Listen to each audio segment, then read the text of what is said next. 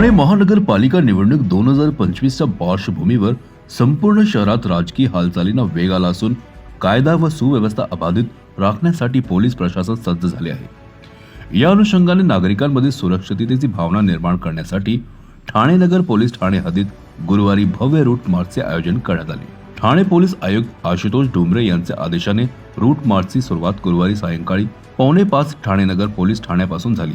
Gold cinema, माटी चौक, Ashok Chowk, Datta Mandir, CIDCO bus stop, Thane college, Dadoji Konde stadium, Mahagiri, Hawa Manzil, police school, Kharkarali, Mahajanwadi hall, Jambhali Naka, कोपणेश्वर मंदिर, A1 furniture असा मार्ग पार करून रूट मार्च पुन्हा ठाणे नगर पोलीस ठाण्यात 5:45 वाजता समाप्त झाला। या रूट मार्च मध्ये नौपाडा विभागाचे सहाय्यक पोलीस आयुक्त संभाजी जाधव, वरिष्ठ पोलीस निरीक्षक भारत चौधरी, पोलीस निरीक्षक प्रताप भोसले, पोलीस निरीक्षक द्वारका डोके यांच्यासह RCP प्लॅटूनचे 1+10, SRPF प्लॅटूनचे 1+15 अंमलदार तसेच ठाणे नगर पोलीस ठाण्याचे 8 अधिकारी व 40 अंमलदार सहभागी झाले होते।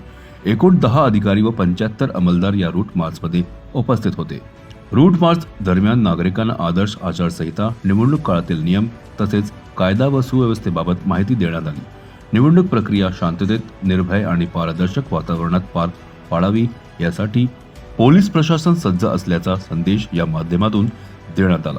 रूट मार्चमुळे परिसरात पोलीस बंदोबस्ताबाबत विश्वासाचे वातावरण निर्माण झाले असून नागरिकांमध्ये सुरक्षिततेची भावना बळकट झाल्याचे चित्र पाहायला मिळाले।